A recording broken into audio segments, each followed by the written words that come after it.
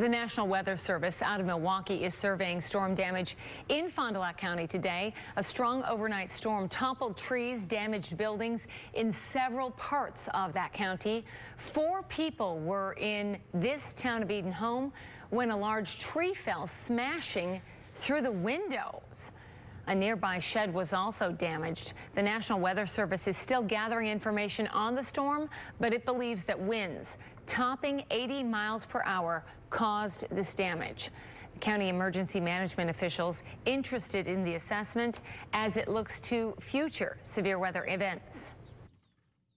It's not going to change, the amount of damage or what people have to do to recover from the damage, but for our purposes, it's kind of nice to see if we can get a handle on what happened and use it for future reference, use it for documentation of hazards that we face and kind of help us in our planning efforts.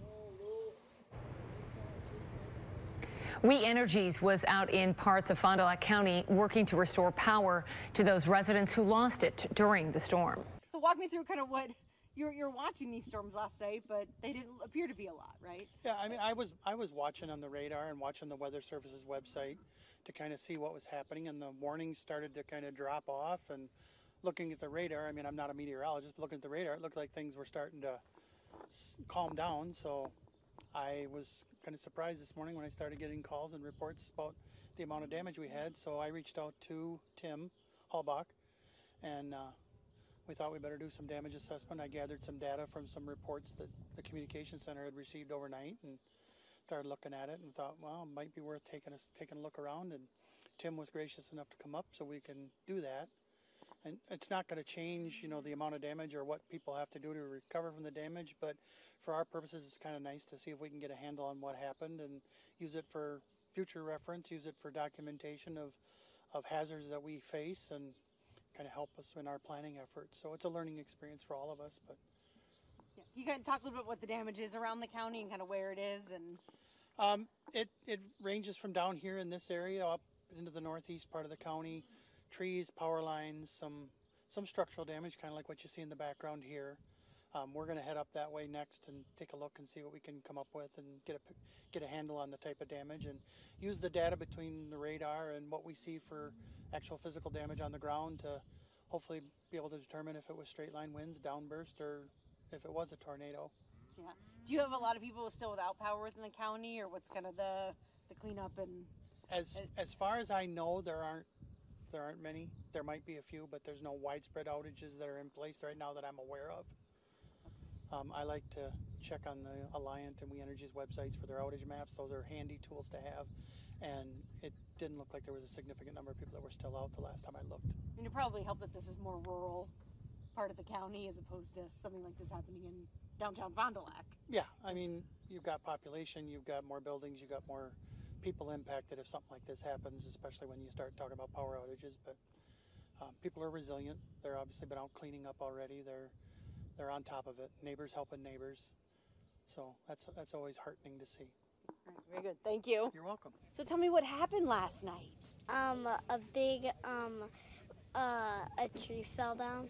Were you sleeping? Did Mom and Dad have to wake you up, or what were you doing?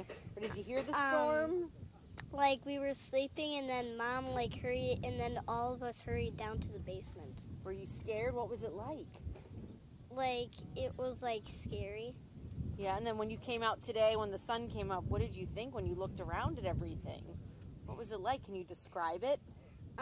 It looked weird. Weird? Yeah. Did you like that big tree that you guys lost? Was that? Yeah, we liked it. Yeah. But it didn't fall in your pool, so that's a good thing. Yeah. Right? You'll still have that this summer. All right. Thank you. So walk me through what you're doing out here today.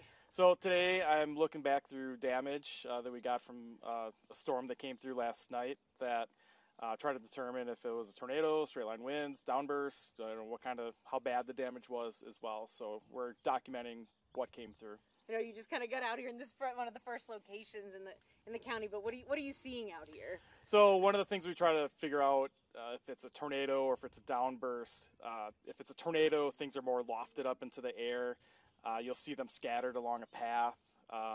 If it's a downburst, it's more like something's been pushed in, stuff tumbled, things like that. So once we go and look at all the damage, we'll piece it together and come up with an idea of how strong the winds were. Was it a tornado? Was it a downburst? Or what was it that occurred? When you look here, because it doesn't look like things are really strewn across. It seems like you think more of downbursts of the year. I mean, I know it's early. Yeah, I mean, from radar, it looked like a downburst. It was a lone storm that it had nothing with rotation going on with it. It just looks like classic splat in an area that it didn't really look like it was that strong of a storm.